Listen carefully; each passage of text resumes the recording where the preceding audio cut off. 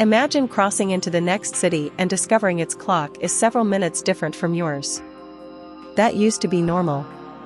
Many towns followed local solar time. When the sun was highest overhead, it was roughly noon there. For market days, church bells, workshops, and local routines, that worked well enough. But then trains arrived.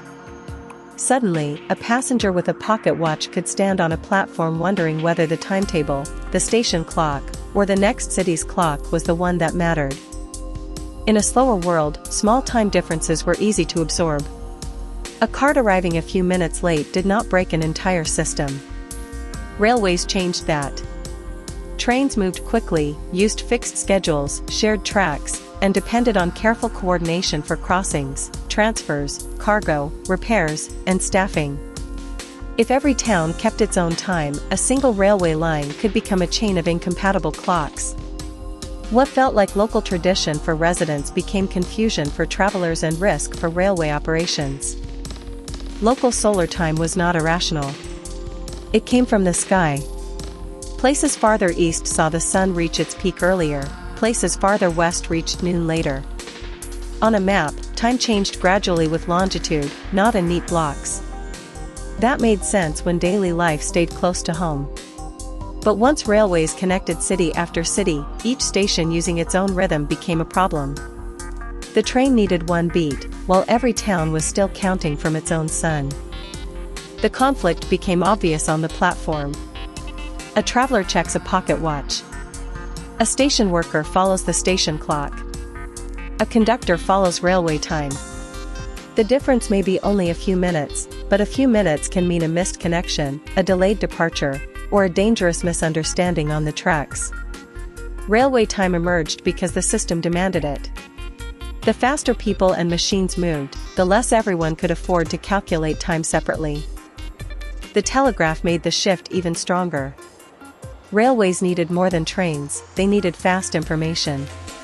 Stations had to know where trains were, when schedules changed, and how to coordinate across distance.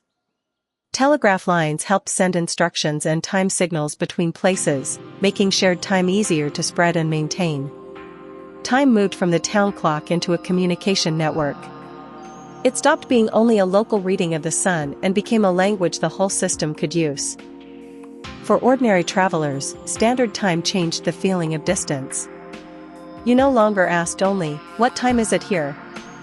You had to know what time the ticket used, what time the route followed, and what clock controlled the connection. Later, time zones organized larger regions into common standards, making travel, trade, news, and cooperation more predictable. The trade-off was that time became less tied to each town's own sunlight. The benefit was that strangers in different places could finally coordinate. Before standard time, every city lived closer to its own sky and its own pace.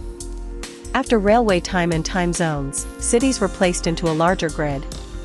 Trains could be scheduled, messages could be timed, companies could coordinate, and governments could administer across distance. This was not simply progress replacing backwardness. It was a trade-off created by scale. Once people moved farther and information moved faster, time became public infrastructure. So yes, cities once kept different times, and railways helped force them to synchronize. Standard time did not appear as a neat theory first. It grew out of messy timetables, confused passengers, dispatch problems, missed transfers, and messages sent down telegraph lines. Today, your phone's clock feels like a silent background setting. But behind it is a history of transport, communication, and commerce pulling cities into one coordinated web. Time sits on the clock face, but the real change was how places learned to work together.